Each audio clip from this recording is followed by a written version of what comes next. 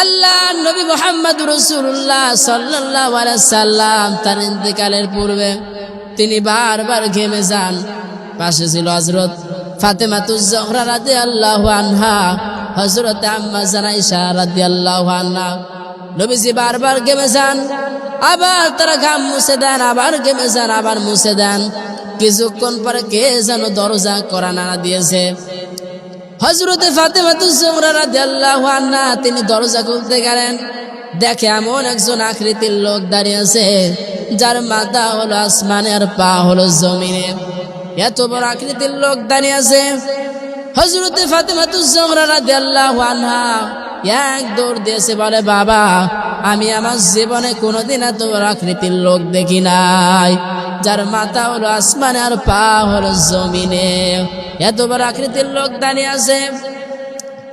মুহাম্মদুর রাসূলুল্লাহ সাল্লাল্লাহু আলাইহি সাল্লাম বলে, হে ফাতেমা, এরা দুনিয়ার কোন সাধারণ মানুষ না, এরা স্বয়ং ফেরেশতা আজরাইল আলাইহিস সালাম তোমাকে এতিম করার জন্য এসেছে, তাকে আসতে বলো। ফেরেশতা আজরাইল ঘরের মধ্যে প্রবেশ করলেন, সালাম দিলেন, আসসালামু আলাইকুম ইয়া রাসূলুল্লাহ, হে আল্লাহর রাসূল, আল্লাহ তাআলা আমাকে দুইটি কথা বলার জন্য আমাকে পাঠিয়েছেন। এক নম্বরে, আপনি যদি যেতে চান তাহলে আমি আপনাকে নিয়ে যাব।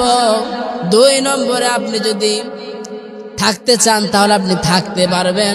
মুহাম্মদুর রাসূলুল্লাহ সাল্লাল্লাহু আলাইহি সাল্লাম বললেন, হে ফেরেশতা আজরাইল, যদি আমি থাকতে চাই তাহলে কতদিন পর্যন্ত থাকতে পারবো? ফেরেশতা আজরাইল বলে, ইয়া রাসূলুল্লাহ, আপনি যতদিন পর্যন্ত ইচ্ছা ততদিন পর্যন্ত থাকতে পারবেন। আপনি আল্লাহর প্রিয় হাবিব, আপনি আল্লাহর প্রিয় বন্ধু, সব কিছুই ঠিক আছে, হ্যাঁ এরপর আপনাকে মরা লাগবে। মুহাম্মদুর রাসূলুল্লাহ সাল্লাল্লাহু আলাইহি সাল্লাম বলে, ফেরেশতা আজরাইল, যেহেতু এই নশ্বর দুনিয়া থেকে আমাকে বিদায় নিতেই হবে, তা আমি এখন এই নশ্বর দুনিয়া থেকে কি করব? আল্লাহ তাআলা যদি আমার অপেক্ষামান থাকে তাহলে তার কাছে নিয়ে যাও। ফেরেশতা আজরাইল বলে, যে আমি মুহাম্মদুর রাসূলুল্লাহ সাল্লাল্লাহু আলাইহি সাল্লামের বুকের উপর হাত রাখি। মুহাম্মদুর রাসূলুল্লাহ সাল্লাল্লাহু আলাইহি সাল্লাম বলে, ফেরেশতা আজরাইল, আমার বুকের উপর কি ধারণ করেছো? ফেরেশতা আজরাইল বলে, ইয়া রাসূলুল্লাহ, আমি সামান্য আমার হাত টুকু রেখেছি।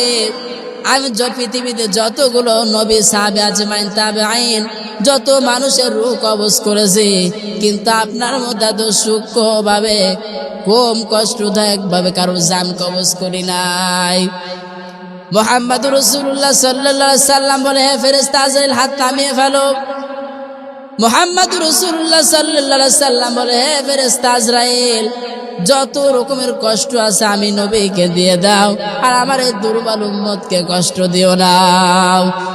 ফেরেশতা আজরাইল বলে, ইয়া রাসূলুল্লাহ, আমি কথা দিতে পারলাম না, তবে হ্যাঁ, আপনি আপনার উম্মতদেরকে জানিয়ে দিন, তারা যদি প্রত্যেক ফরজ নামাজের পরে এই আয়াতুল কুরসি পাঠ করে। আয়াতুল কুরসি পাঠ করলে হবে না, এর ভিতরে আমার আল্লাহ রাব্বুল আলামিনের 10টি ক্ষমতার কথা আছে, বরত্বর কথা আছে।